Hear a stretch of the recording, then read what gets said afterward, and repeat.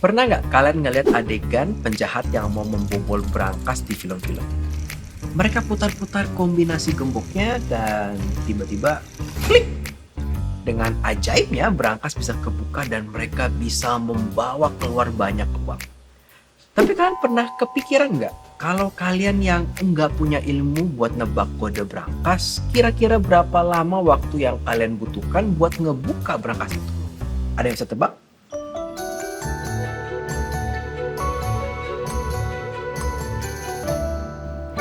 Halo teman-teman, ketemu lagi sama kakak. Untuk kejawab pertanyaan kalian tadi, jawabannya adalah tergantung. Gini deh, anggap saja berangkasnya itu berangkas putar, punya 4 kombinasi angka, dan masing-masing slot punya 30 kemungkinan angka. Artinya ada 810.000 kemungkinan. Misalkan kalian butuh waktu 10 detik buat masukin satu kombinasi, berarti kalian harus terus mencoba tanpa henti dari hari Senin sampai hari Selasa sampai 3 bulan kemudian. Di video ini kita nggak akan belajar cara ngebuka berangkas, tapi kita akan belajar prinsip di balik perhitungan kemungkinan tadi alias kaidah pencacahan. Kaidah pencacahan adalah aturan untuk menghitung banyaknya susunan atau kombinasi suatu objek tanpa perlu merinci semua kemungkinan susunannya. Kaidah pencacahan terdiri dari aturan penjumlahan, perkalian, permutasi, serta kombinasi. Kita bahas satu-satu ya. Yang pertama adalah aturan penjumlahan. Di aturan ini berlaku, jika kejadian pertama dapat terjadi dalam M cara dan kejadian kedua secara terpisah dapat terjadi dalam M cara, maka kejadian pertama atau kejadian kedua dapat terjadi dalam M ditambah N cara. Nah, aturan ini bisa diperluas menjadi suatu kejadian dapat terjadi dalam N cara yang berlainan atau saling asing. Cara pertama disebut sebagai P1, cara kedua sebagai P2, dan seterusnya sampai cara ke N, yaitu Pn dengan probabilitas dan hasil berbeda. Sehingga rumusnya bisa ditulis seperti ini. Biar lebih gampang, kita ke contoh soal.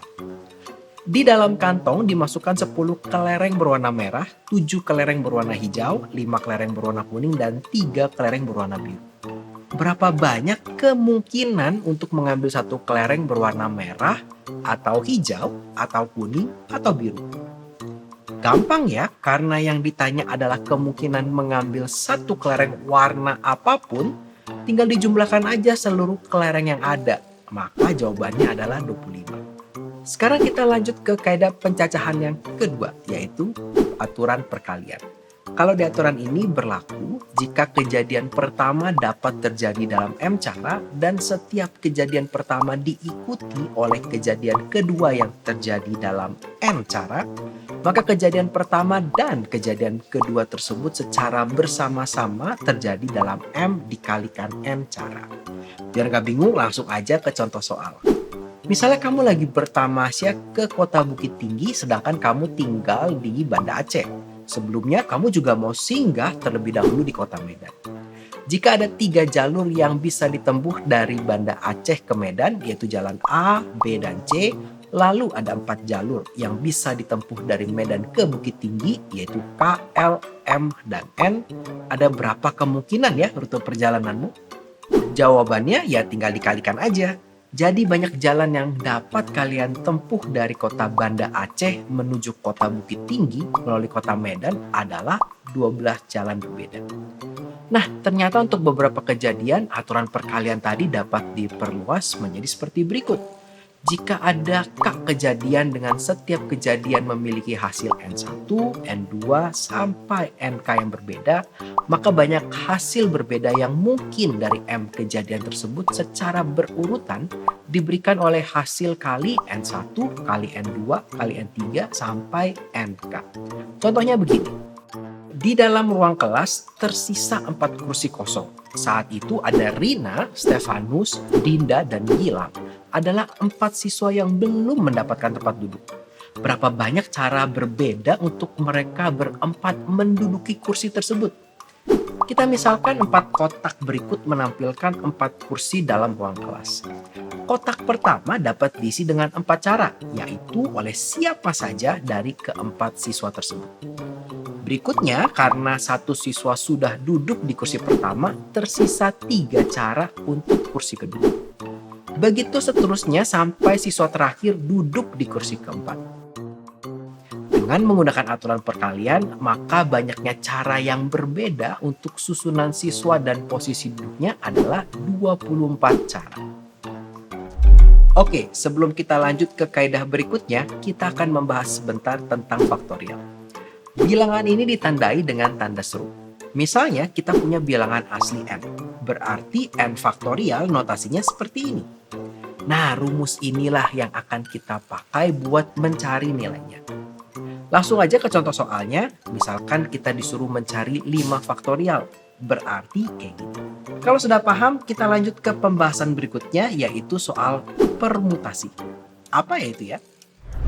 Permutasi itu konsepnya mencari semua kemungkinan pilihan dan memperhitungkan setiap posisinya. Misalnya ada deretan huruf A, B, C, dan D.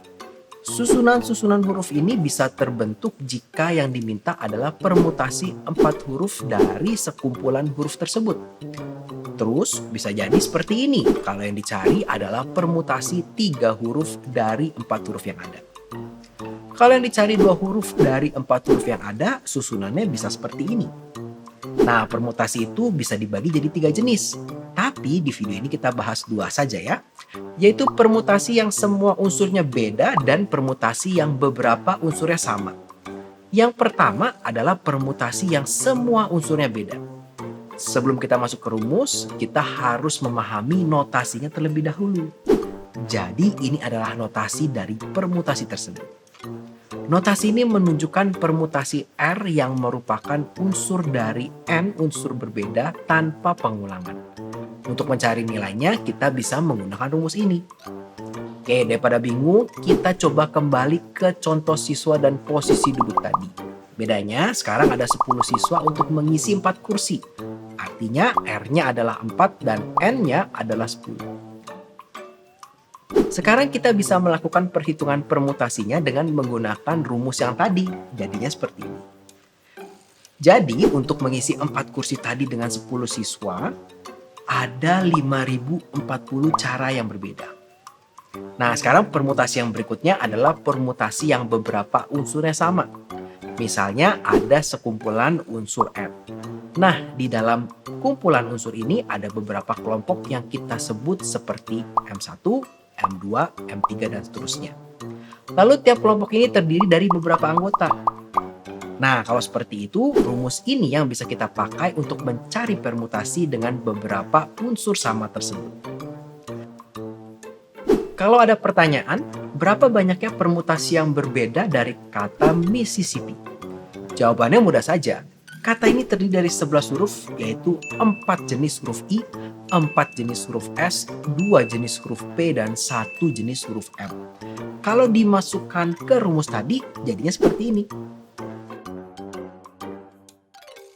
Jadi ada 34.650 permutasi berbeda dari kata Mississippi. Selain permutasi ada juga saudaranya yang dekat dan kita sebut sebagai kombinasi. Meskipun pengertian sekilas mirip, mereka bisa dibilang bertolak belakang. Memang apa ya artinya kombinasi?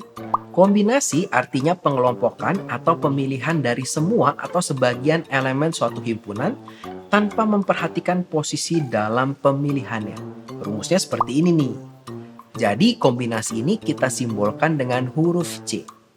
Misalkan kita mencari kombinasi 2 elemen dari 3 huruf A, B, dan C. Berarti kombinasi yang terjadi cuma 3 ini. Sedangkan yang ini nggak termasuk karena dalam aturan kombinasi ini mereka dianggap sama aja dengan kombinasi yang sebelumnya.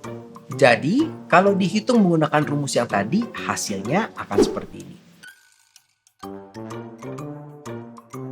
Inti perbedaan dari permutasi dan kombinasi itu kalau permutasi memperhatikan posisi urutan objek, kalau kombinasi tidak. Biar lebih paham, kakak kasih contoh terakhir seperti berikut.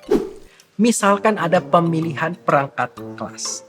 Jika ada pemilihan ini, kita memilih 1 murid untuk menjadi ketua kelas, 1 murid menjadi wakil ketua kelas, dan 1 murid menjadi sekretaris, maka kita bisa menggunakan permutasi.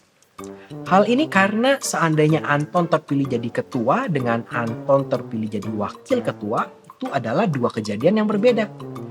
Namun kalau pada pemilihan ini kita memilih 3 orang tanpa peduli siapa menjadi apa, maka kita bisa menggunakan kombinasi.